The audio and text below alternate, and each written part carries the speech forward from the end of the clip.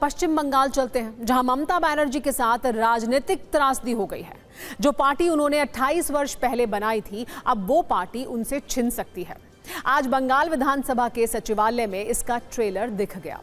अब picture release होना बाकी है।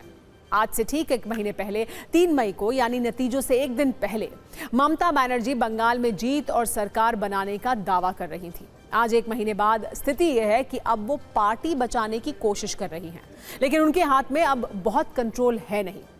सिर्फ 1 महीने में टीएमसी की सत्ता से आउट होने और बिखरने पर हमने एक राजनीतिक कुंजी तैयार की है, जिसकी शुरुआत आज कुछ नतीजे बदलने वाली तस्वीरों से आइए करते हैं। ये तस्वीर उस वक्त की है जब टीएमसी के बागी विधायक स्पीकर रतिंद्र बोस से मिलने पहुंचे। उस वक्त इस कक्ष में करीब 58 विधायक मौजूद थे, जिन्होंने पार्टी से निकाले जा चुके ऋतुव्रत बनर्जी को नेता विपक्ष चुनने के लिए समर्थन पत्र सौंपा। सूत्रों के अनुसार ऋतुव्रत बनर्जी के समर्थन वाली इस चिट्ठी में 58 विधायकों के हस्ताक्षर हैं। ऋतुव्रत बनर्जी को विपक्ष का नेता और अखरुद्दीन को मुख्य सचेतक बनाए जाने के लिए कहा गया, जबकि जावेद खान, संदीपन साहा और शिवली साहा को उपनेता बनाने का पत्र सौंपा गया। खास बात यह है कि विधानसभा अध्यक्ष को सौंपे गए पत्र में तृणमूल प्रमुख ममता बनर्जी को अपनी चेयरपर्सन बताया गया है। इससे अब तक संकेत ये मिल रहे हैं कि अभी बागियों का विद्रोह ममता बनर्जी के खिलाफ नहीं है, बल्कि शोभनदेव चट्टोपाध्याय को नेता विपक्ष बनाने के खिलाफ है। इसलिए उन्होंने शोभनदेव चट्टोपाध्याय की जगह अपना नया एलओपी चुन लिया, जिसे स्पीकर ने स्वीकार भी कर लिया और ऋतुव्रत बनर्जी को नेता विपक्ष घोषित कर दिया। ऋतुव्रत बनर्जी का नेता प्रतिपक्ष का कमरा भी आवंटित कर दिया गया है। नेता प्रतिपक्ष बनने के बाद ऋतुव्रत बनर्जी ने दावा किया कि वो जिसका प्रतिनिधित्व करते हैं वो ही असली तृणमूल है। ममता बनर्जी टीएमसी की सलाहकार बनी रहे, लेकिन अभिषेक बनर्जी की पार्टी में कोई भूमिका नहीं रहेगी। उनके साथ हमारी पार्टी का कोई संबंध ही नहीं है। अभिषेक बनर्जी का कोई भूमिका ही नहीं रहेगी, उनका साथ ये हमारा लेजिस्लेटिव पार्टी का कोई संबंध ही नहीं है। उनके साथ आवाम का भी कोई संबंध नहीं है, दूर दूर तक बंगाल का आवाम का कोई संबंध नहीं है। अगर संबंध होता तो 26 दिन छुपे नहीं रहते थे, निकल कर आते थे। जैसे चोरों को पीटा जाता है ऐसा पीटा गया। फिर बोल रहे थे वहाँ पिकनिक खाने के बाद ये बोला गया कि आवाम है, तो जहाँ तक सिक्योरिटी का सवाल है, आवाम सिक्योरिटी का इंतजाम करेगा। अभिषेक बनर्जी उस दिन चोरों के जैसा पीटने के बाद बोले थे कि आवाम उनका रक्षा करेगी। तो फिर देखा गया कि सेंट्रल गवर्नमेंट को चिट्ठी दिए हैं उनका सिक्योरिटी बढ़ाने के लिए। तो उनको लेकर हम लोग ये चर्चा नहीं करना चाहते। जहाँ तक ममता बनर्जी का सवाल है, हम लोग मानते हैं कि Mamata Banerjee is a very tall leader, और हमारा लेजिस्लेटिव पार्टी का उनसे आवेदन रहेगा कि हमारा चीफ एडवाइजर के तहत हम लोगों का मार्गदर्शन करते रहें। विधायकों की बगावत के बीच तृणमूल कांग्रेस ने पश्चिम बंगाल में अपनी सभी संगठनात्मक समितियों और अग्रिम संगठनों को तत्काल प्रभाव से भंग कर दिया है। पार्टी ने कहा कि संगठन के हर स्तर पर आत्ममंथन, प्रदर्शन, समीक्षा और व्यापक मूल्यांकन किया जाएगा, जिसके बाद नए सिरे से संगठन का पुनर्गठन होगा। अब सवाल यह है कि क्या ममता बनर्जी की पार्टी टूट जाएगी? क्या विधायकों के विद्रोह से ममता बनर्जी का पार्टी पर कंट्रोल खत्म हो जाएगा?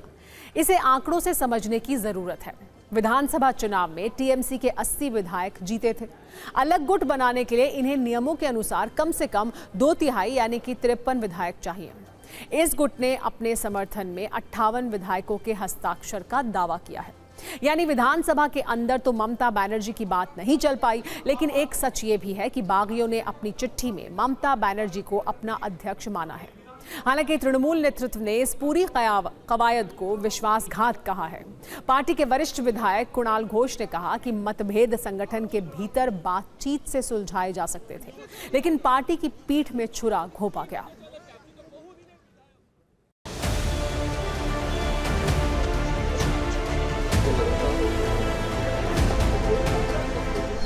मेरा भी सिग्नेचर है उसमें। जी जी, दल के खिलाफ नहीं है। हाँ, 5 साल गुजारना है विधानसभा के अंदर। वह एलओपी एक बलिष्ठ होना चाहिए। इतिहास देखिए, शिवसेना इतना बड़ा पार्टी, वो लोग भी परिवार से निकलने के लिए लड़ाई की। आज ये परिवार से बाहर आने के लिए लोग लड़ाई कर रहे हैं। परिवारवाद खत्म हो रही है देश में, ये उसका निशाना है। ये बहुत लोग प्रेयर कर रहे हैं, जो गाली देते हैं वो माला पहना रहे हमारे नेताओं को। हम लोगों का कुछ काम रहता है, हम असेंबली में जाते हैं। और सब तो ममता बनर्जी के साथ हैं हम लोग। सिंबल तो ममता बनर्जी के सिंबल से हम जीते हुए आए हैं। यदि एलओपी तो असेंबली के अंदर की बात है, कोई भी हो सकता है। ABCD जो MLA लोग चूज करेंगे एलओपी हो सकता है, कोई भी हो सकता है। इसमें पार्टी के साथ क्या है? पार्टी तो ममता बनर्जी है, पार्टी के हम सब ममता बनर्जी के साथ है। ये सीधे डर के मारे बीजेपी पार्टी के सामने नतमस्तक आत्मसमर्पण कर रहे हैं। ये सारे जो चुने हुए जनप्रतिनिधि आज नया दल बनाने की कोशिश कर रहे हैं, इन सबको खिलाफ एक ना एक भ्रष्टाचार के आरोप है। ये डर के मारे बचना चाहते हैं। सवाल ये भी है कि क्या ममता बनर्जी ने अपनी पार्टी पर नियंत्रण खो दिया है? इसे आप काफी हद तक हाँ कह सकते हैं, क्योंकि पिछले रविवार को ममता बनर्जी ने विधायकों की एक बैठक बुलाई थी जिसमें सिर्फ 20 विधायक पहुंचे थे। तभी मान लिया गया था कि टीएमसी में बगावत हो सकती है, लेकिन ये इतनी जल्दी होगी इसकी उम्मीद कम लोगों को रही होगी। 80 में से 58 विधायक का ममता बनर्जी के खिलाफ होना, जो पार्टी के नाम और चुनाव चिन्ह पर दावा करने के लिए जरूरी सीमा से अधिक है। बंगाल में भी विधायक दल उसी तरह विभाजित हुआ है जैसा 2022 में महाराष्ट्र में शिवसेना के साथ हुआ था। 58 विधायकों वाला बागी गुट निर्वाचित प्रतिनिधियों के बहुमत का दावा करते हुए नेता प्रतिपक्ष पद की मान्यता चाहता था, जो मिल गई। जबकि ममता बनर्जी के नेतृत्व वाले आधिकारिक टीएमसी गुट के 22 विधायक संगठनात्मक अधिकार का दावा करते हुए शोभन देव को नेता प्रतिपक्ष बता रहे हैं। आधिकारिक तौर पर तृणमूल कांग्रेस नाम और एक जोड़ा फूल चुनाव चिन्ह पर दावा करने के लिए बागियों को संगठन और संसदीय दल में 2/3 बहुमत की जरूरत होगी।